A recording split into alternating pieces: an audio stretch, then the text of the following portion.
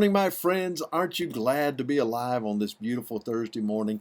I am Pastor Ben Hayes from First Baptist Church, Dadeville, Alabama, bringing you our thought for the day. And it's a great day here in Dadeville. Beautiful weather. Not so in Florida. We need to pray for our brothers and sisters in Florida. We need to pray for all those in the path of the storm still. Woke up this morning to the news that hundreds are dead in one county in Florida. Devastation like most of us wouldn't believe. So there are great needs in Florida still, and we need to pray that God would minister to the people there, that He would call His people out, that our disaster relief teams and first responders would be safe. Just pray for the situation in Florida that is ongoing.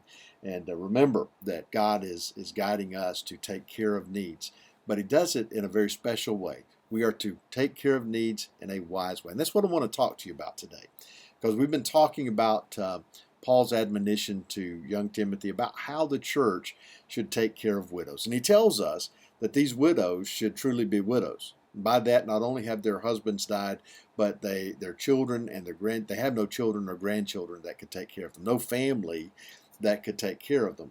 So in those instances, when they meet certain qualifications, that they are a certain age and that they're living a certain lifestyle, loving God and ministering in the church, those are the ones that the church is responsible to take care of. Now, the younger widows, that's a different story. And that's what I want to talk to you about today, because understand, it would be easy to say, we're just going to take care of all the widows, regardless of their age, regardless of what they're doing.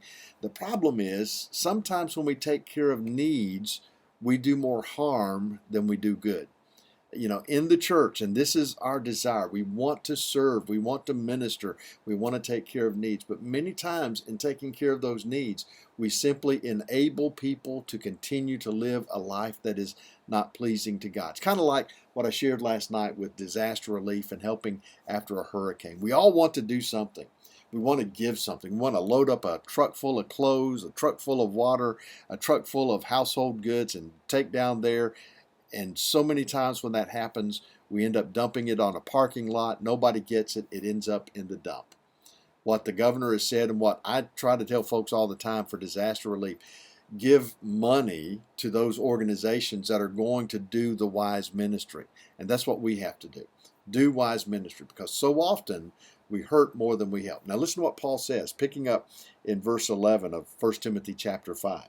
He says, "But refuse the younger widows. For when they have begun to grow wanton against Christ, they desire to marry, having condemnation because they have cast off their first faith." Now, think about this. This is tough. He's talking about younger women who have lost their husbands and have no one really to take care of them. And they are trying to survive. What do? They get involved in things that they shouldn't be involved in, and they expect the church to take care of them.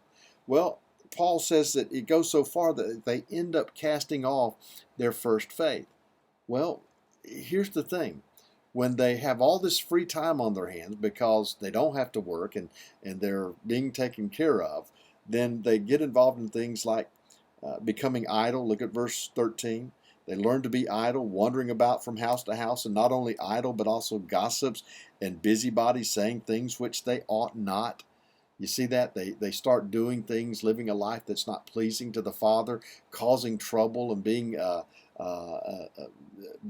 dredging up things and doing things that they shouldn't be doing. And Paul says we can't do that. We need to make sure that we take care of true needs, not just the desired things of life. So he says, here's what I want you to do. He says, "I desire that the younger widows marry, bear children, manage the house, give no opportunity to the adversary to speak reproachfully." In other words, let them become godly wives and mothers and take on the greatest responsibility known to man, and that is raising children and ministering to the needs of children. There's no greater calling than to be a mother. And he says this is what they need to do so that their lives can be focused on doing what is good and what is holy. And so he says this in verse 15. He says, "Some have already turned aside after Satan." Why? Because with all that free time on their hands, they get involved in things that they shouldn't be doing, and suddenly they've left the faith and they're not living the Christian life, and they're doing things they shouldn't be doing. We all do that.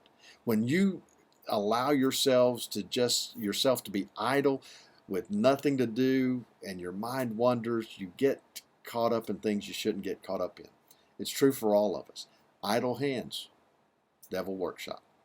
Think about that today. Be blessed, and we'll see you back here tomorrow, and we'll finish this up.